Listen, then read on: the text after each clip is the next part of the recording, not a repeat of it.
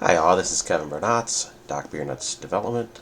I'm just going to do a quick video illustrating the solo rules where we're at for Hubris.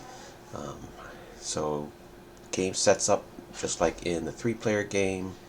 There are rules in the solo rules where you put your Royal Army and Siege Train. For the purpose of this demo, I'm just going to play all three kingdoms as bots. So usually it's just they end up in the capital. There's some variants for the Ptolemies if they're not at war with the Seleucids, but in this, the 220 scenario, they start at war. So all the Royal Army and Siege Trains start in the capital satrapies, and then mercenaries are resolved. Well, to go through the sequence of play, the decks are the same.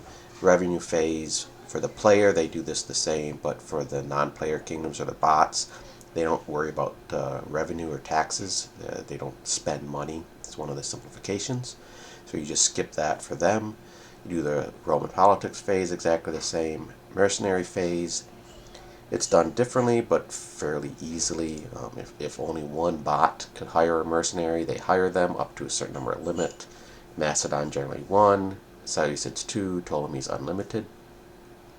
Macedon always gets the Aetolians if they're available for free, just sort of as a minor buff to Macedon. It gives them an extra unit. Also, it's generally good policy in a three-player game to try to get at least one mercenary for Macedon. And then the other mercenaries are simply resolved by a random die roll. The player, if there's a player kingdom involved, they choose whether to roll. If you roll, you have to hire if you win, i.e. roll highest. Otherwise, if the bot rolls higher, they hire the mercenary. On a tie, the mercenary is just left on the board unhired. And that's how the mercenary phase is resolved. And then action phase. I'm just going to do a couple actions just to sort of show you how they're resolved. For the events, they're basically handled the same way as in the three-player game. So we're going to start off with an event, looks like Second Illyrian War. Remove all Roman alliance markers in Illyria. If there was any garrison here, then we follow the same procedures, and there's guidelines. So if you look in the solo pack on page 4, this is event number 14 or 13. Event number 12, Social War. So no, it's 13. I was right the first time. They'll always remove the garrisons. The leader at the end will always join Macedon. So there's going to be special rules whenever there's a question, how do the bots handle an event? It'll be in the special rules section. Same with the leader special rules. All on the player cards, so you won't have to look up rule books, hopefully, at all. So anyway, so we're going to remove the alliance markers in Illyria. So that means this comes off. This is a garrison, so it stays. Then there's the Rome basically is at war with Illyria. So Rome goes to war. And just for future reference, I'm going to put out, we'll just use the Seleucid. Just as a reminder that they are at war. And then the rest, well, actually there's an RB +1 if you notice at the bottom. So that's going to increase the belligerence to high. And the rest basically happens once Rome gets full control of Illyria. So we're just going to put this off to the edge of the table on the vassal. I have an area here just for pending events, and that's where it sits. And we draw the next event. Okay, enemies at the gate. So we're going to see an activation. Good. So first, the top part, your random event, you just going to do that same as in the three-player. Roll a d6. So we roll a 5. Remove any non-Roman alliance marker in Pergamon. There is none. Pergamon's over here. Unalign one random non-Roman alliance marker from Mysia or Leda Phrygia. So Mysia, the only one is this rebel one, so that will get unaligned. There's no rebel troop here in Mysia. There is a rebel troop in Leda Phrygia, so that would not get unaligned anyways, but the effect of this is basically Mysia is now fully unaligned.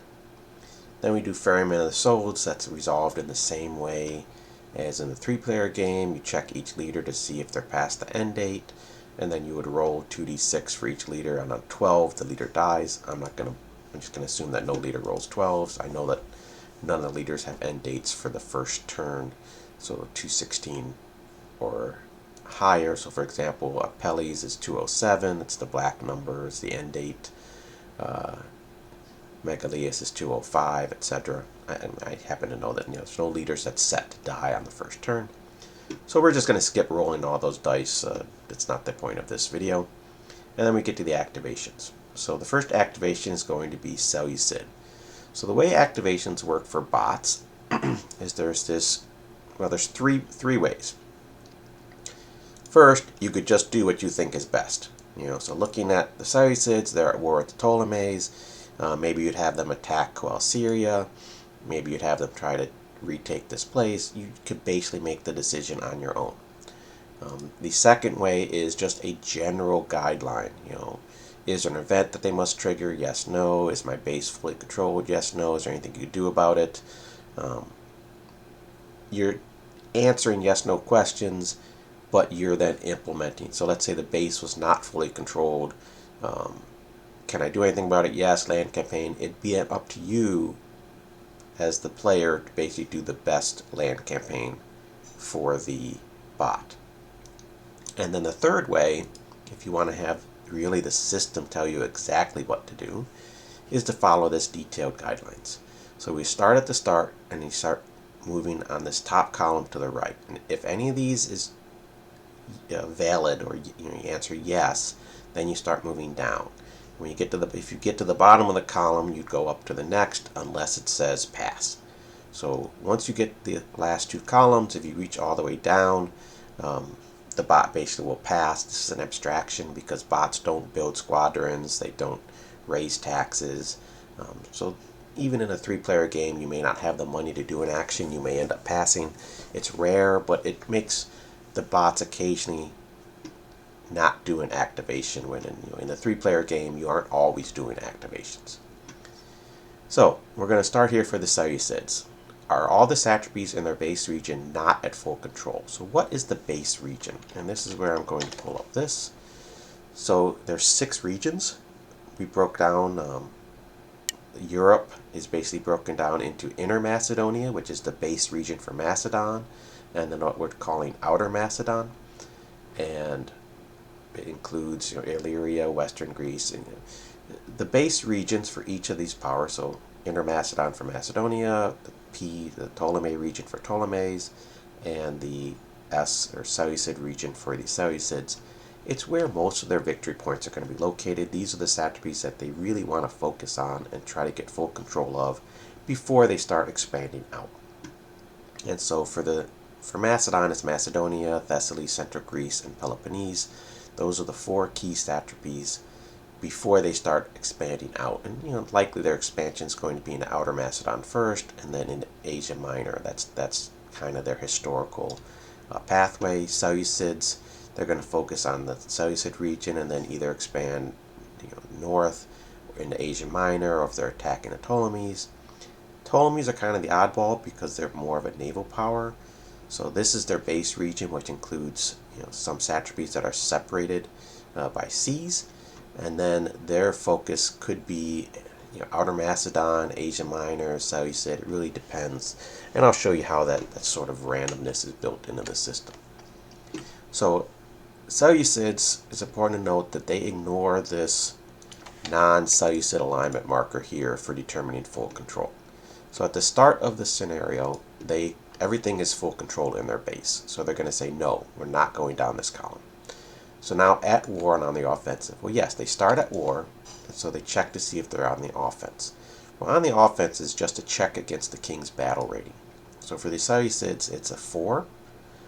That's their battle rating up there. There are some modifiers, just a few modifiers. One of them is basically if you have a king who's available or a friend that has a battle rating of 4+, you're more likely to be on the offense. So, again, you'll quickly appreciate this when you're playing. For the Seleucids and Macedon, pretty much it's anything but a 6. They're going to be on the offense. So we'll roll 4, so yes, they're on the offense. Now, are there any mandatory events? So we know you would look to see, is there anything they can trigger? No, this is just for Rome. And then, are there any events on their leaders? Well, the only event that could be triggered is the one on the king, and that's done during a campaign, so no, this is not an activation type event. We'll see for the Ptolemies, they do have something here. So now, land campaign with available on-map leader. Well, there's no leaders currently on map. And then the next they're going to look, can they do a land campaign? So they want to target enemy-aligned places in a region from the region table. So what's the region table? That's this table up here. We roll 2d6 and consult going this way, the first to apply. So this is Seleucids. They're not at war with Rome or Macedon, but they are with the Ptolemies. So we're going to consult this chart here. If you roll a 2 or a 12, they just pass. Again, abstraction to represent maybe they don't have the money in the 3-player game, or they do something that doesn't really generate an action or a change in game state. So 2d6, we rolled an 8 on this column. That is region P. So they're going to look to attack the Ptolemies, that's who they're at war with, in the Ptolemaic region. So again, we're talking Syria, Cyprus. Now this is a land campaign, not overseas, so they're not going to be a target either one of these. So realistically, this is going to be their target. But let's say they had somehow gained control of the Plusiastic mouth. Then the question would be, well, which are they going to target? Because they have obviously different options. And that's also handled by these secondary tables, these satrapy tables. And so you're looking at a Seleucid target in Ptolemaic region. You roll a d6, you roll a 3. So the order would be first Syria, then Seleucus. So even though Seleucus is not in this region, you'll see we have this little superscript S that it allows the Seleucids to try to attack to retake this place, but only after they've gained full control of Syria. So Syria is going to be their target. So what are they going to target in that satrapy? Well, for all land campaigns, all places aligned to the enemy or unaligned or revolting or alliances. Well, these are all enemy targets, so they're going to declare all these places as their target. And then the question is, who do they send? Sometimes the king will be required to be sent. Other times there's already a leader in the satrapy. And the third is king if chance for renown. Well, if there's going to be a battle, there's a chance for renown. So the king will be sent. And then where does he come from? So for campaigns, we just abstract this. The player gets to pick where the initial target, the origin satrapy is. So in this case, it could either be Seleucus or Parapotamia. They both have no border cost. This is the border cost icon, so there's only a couple places where this applies. So for our sake, let's just say the king is going to start in Seleucus and declare a campaign against Syria. Now, one thing to note, and I'll pull up the Ptolemaic leader, Sosibios, has this delaying talks special ability that if a campaign is declared against Ptolemaic controlled satrapy and he's available, so he's not spent, the Ptolemaic player could spend 5 talents and check him for diplomacy. Now remember, bots don't spend money, so one could just always do this, which is unrealistic in the 3-player game. There's times where you wouldn't have the 5 talents or you wouldn't want to spend it, and so the way we abstract this is look at their special abilities. So the Ptolemaic leader use delaying talks d6 1 to 3 when applicable. So in this particular case, it is applicable. A campaign is declared against a Ptolemaic controlled satrapy, and on a 1 to 6 they would use delaying talks. So 4. I'm sorry, 1 to 3 they would use delaying talks. So we wrote a 4. So in the particular case, maybe Ptolemies just don't have a lot of money. Maybe like, oh, we'll take our chances, in a 3-player game. And so there's going to be no delaying talks done to stop the king from attacking Syria. Now remember, it's not an automatic either.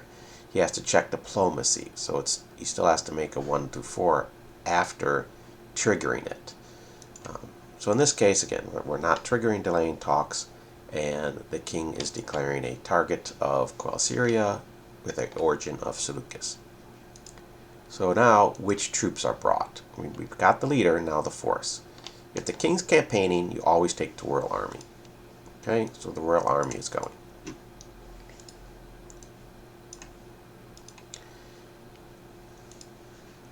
For the siege strain, if there's a city that only can be conquered on a 1, well, none of these cities, if you look at the king, he's got a 3 siege rating, that's that black 3.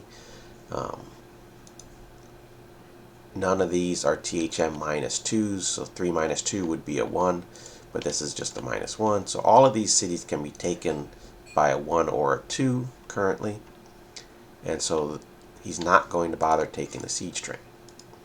And now, is this enough troops? He's got 3 defending troops, he's only got 1. Well, let's look at what this says. So you want to have a superior force, okay? And then it gives the order of where you would, which troops you would bring. So if there's no defending force, you just bring a single regular army, unless the king, because he always takes the royal army. Against the defending force, you want to take 1 more elites than the enemy. Well, he has 0 elites. These are all regular troops, so we have mastered that. 1 elite to 0. And if you have equal elites, you want to bring more regular troops. Well, we already mastered the more elites. But one thing is we do want to read here is they always try to have the same number of hits to rout as the defender. So this is going to be 1, 2, 3 hits to rout. An elite unit takes 2. So we're not at that required minimum. So we need to bring at least 1 more troop. So it's going to be one of these 2 troops. This one is actually closest to the origin. So we're going to bring this troop along with the royal army. So that's going to be our force. And then the force moves in. Now, what does the Ptolemaic bot do? That's under reactions. They're always going to try to move squadrons to provide sea support. Well, they already have, over here, they already have a squadron here, so there's no squadrons that need to be moved.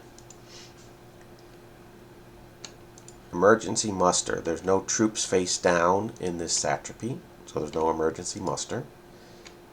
Strength and defenses. If it's in the base, well, Coel Syria is, or the satrapy's very worthwhile, they're going to use strength and defenses. So they're definitely going to use strength and defenses, and you always do everything in the satrapy. So they're going to do all 5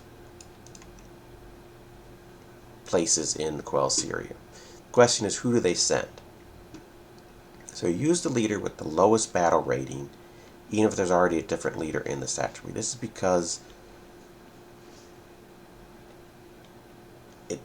you have to be rotated. Now, the thing is, if you appoint a strategist to defend, you don't have to rotate. So this is why this is the order that's applied. So first, they're going to see if they appoint a strategos. And again, is it an undefeatable force? No, it's not. There's equal number of hits to rout for both sides, 3 to 3. Do they have a friend with at least a 3 battle rating? Well, let's see, because the king is never appointed. We never send the king as an emergency appointment. But they do have Theodotos. He's got a 3 battle rating. So they do have someone they could send, and it is in the base region.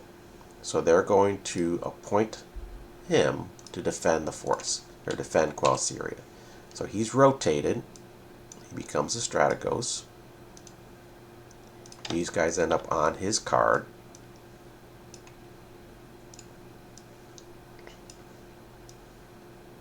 And because he was sent as a strategos, he can also do strength and defenses without having to be rotated again. And so these just automatically get applied. But, and this is the tricky part, where a 3-player game, you may or may not want to send him, even though he is a very good leader. He converts the terrain to rough terrain, which means all his guys are going to get to strike first. But he also, his loyalty, that's the 2 hands shaking, is a 4. And we need to look at the Seleucid leader. Suborner. When campaigning versus the Ptolemies, pay 8 talents, check intrigue to bring 1 Ptolemaic friend in that target's attribute whose adjusted loyalty is 4 or less, to defect with half of the Ptolemaic places there. So he can potentially use Suborner on the Ptolemaic leader. Well, will he?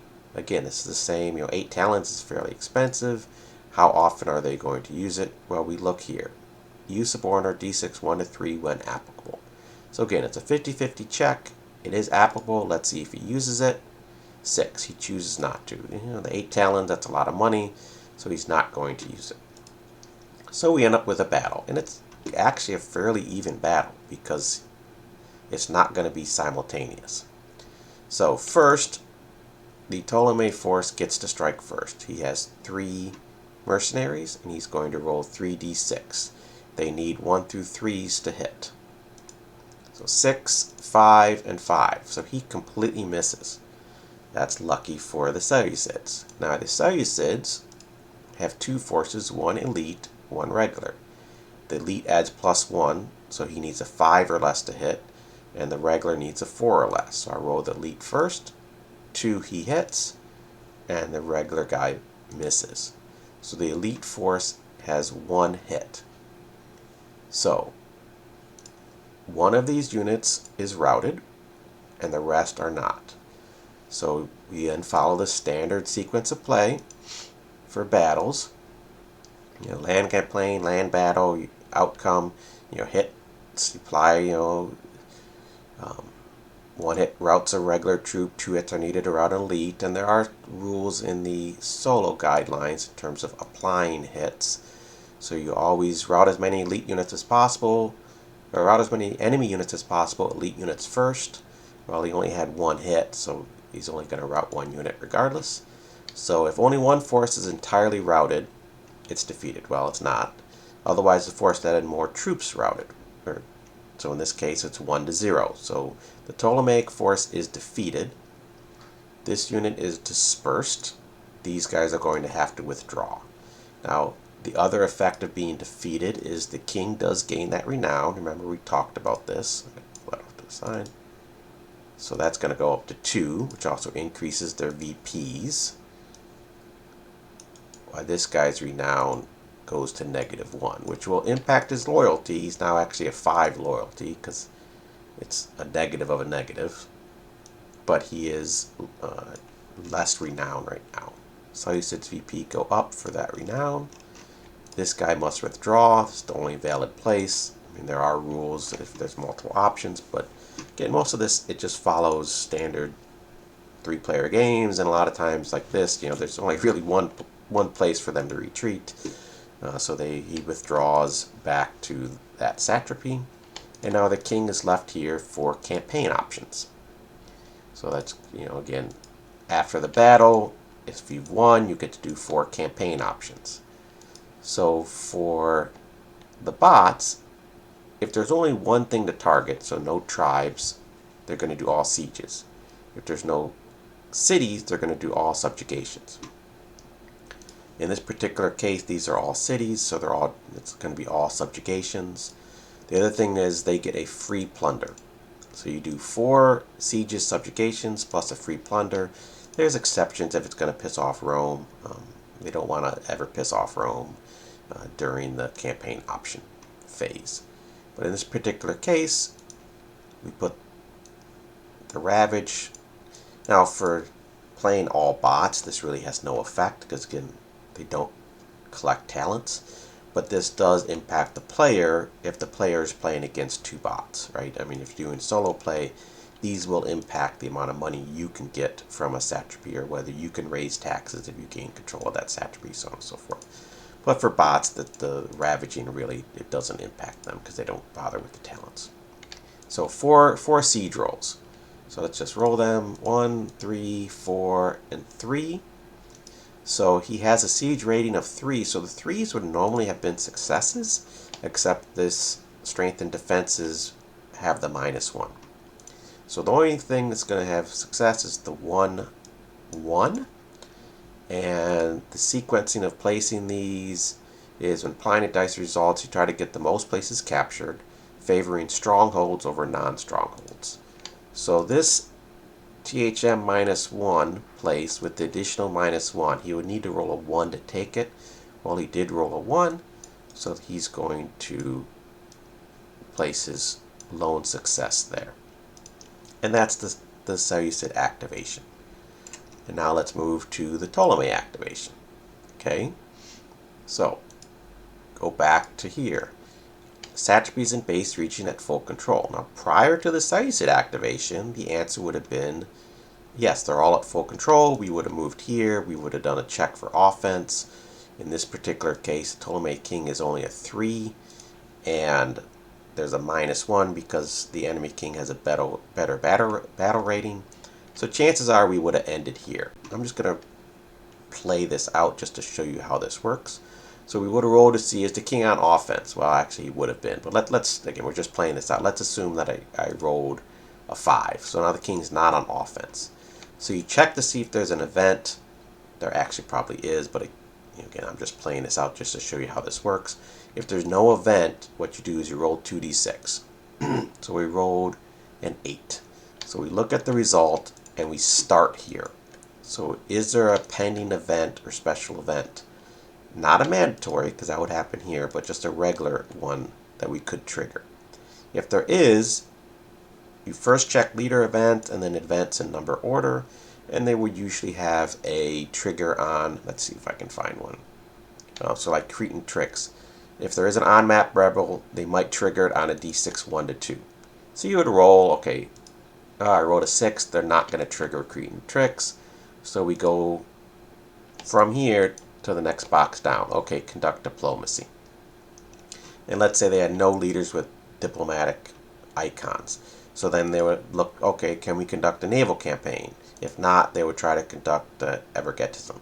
And then finally, if this wasn't possible, let's say both these, the chief minister and the king was already activated, then they would pass.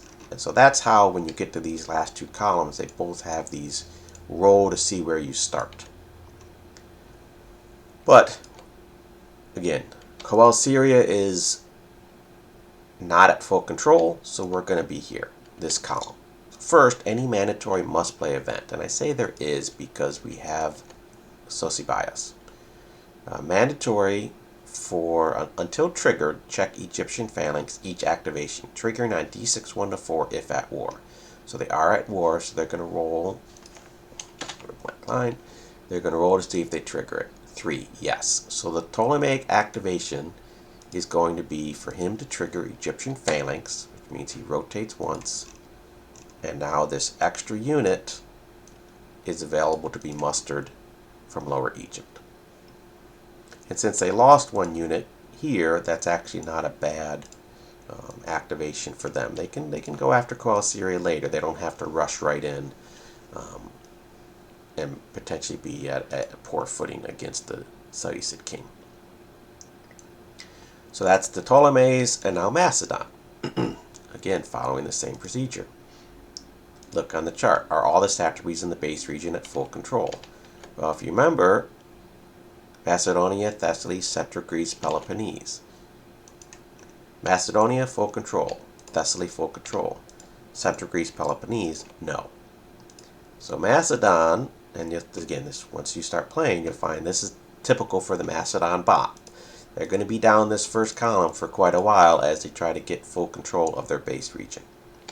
No on-map leader, so they're going to do a land campaign into their base.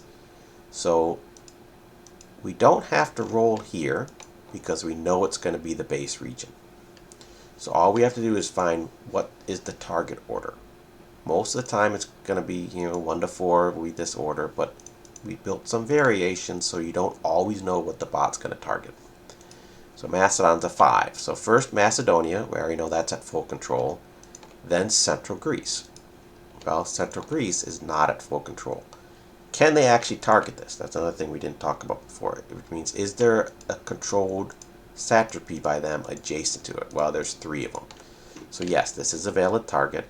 So they're going to target Central Greece. We talked before, you could pick anything as the origin. So Thessaly makes the most sense. So we're going to actually let's pick Peloponnese actually as the origin. Now we see which leader is sent. Actually, we're skipping a little bit in terms of what are they going to target. So again, they're not any enemies, so they're going to target all the unaligned places in the satrapy, so they're targeting both of these. Again, it's mostly pretty obvious, just like if you were playing in the 3-player game. There's no renown, because there's no stronghold to take and no defending force. So there's no combat that's going to be fought. So no renown, so the king's not going to go.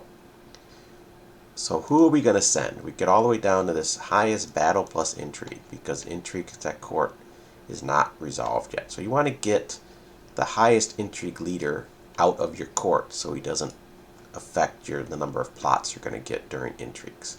Well, that happens to be Apelles, because his special ability is +1 intrigue, so he's 4 intrigue plus 3 battle rating, that's a 7. Alexandros is 3 + 3 for a 6, and Leontios is 4 + 2 for 6. So Apelles is going to get sent to go take over Central Greece. Now, what troop is going to be sent? So again, superior force, if there's no defending force, it's just a single regular army. And the order is allied minor troops if within their geographic limit. So the first thing they want to try to send is this Achaean League force, which he can perform campaigns in either Peloponnese or Central Greece. So he is going to be the troop that they try to send. So he is placed on Apelles' card. Normally you would put him directly on the card, but in Vassal it does weird things. That's why I'm putting him underneath the card. In face-to-face you'd put them directly on the card. So this is the origin. He moves here as the target, and then he would fight a battle if there was any defending troops. There are none, so he just does the campaign options. So again, as we know, if there's only cities, it's going to be 4 sieges. We know he gets the free plunder. So that places the ravage marker, and then he rolls 4 sieges. For Apelles, he's got a siege rating of 2. That's that black circle number. So 4 rolls needing 2s. So he gets 1 success. So the order is strongholds, then port cities, royal cities, etc. So this is a port city, so that's going to be the place he garrisons first. And there is, when you start dealing with Greeks, you always place garrisons in cities unless doing so would result in loss of Greek city alliances. So for example, in Peloponnese, we wouldn't place a garrison here because all these alliances would go away. So instead they would place an alliance. But up in here, since this is a garrison, we place another garrison. There's no loss of alliances. And that's the, give me the Macedon activation right there. Then we would do Rome. Rome is resolved in the same way. They are actually at full war. So instead of an activation, which is what they would have preferred, they do diplomacy. Allies sought are none, so they're basically done for this term. And that's how these bots play out. And each is going to be done the same way. Each activation, you're going to follow through this chart, decide whether they do an offense, if they're on offense or not, or whether they have to retake their base region, and just follow the standard procedure.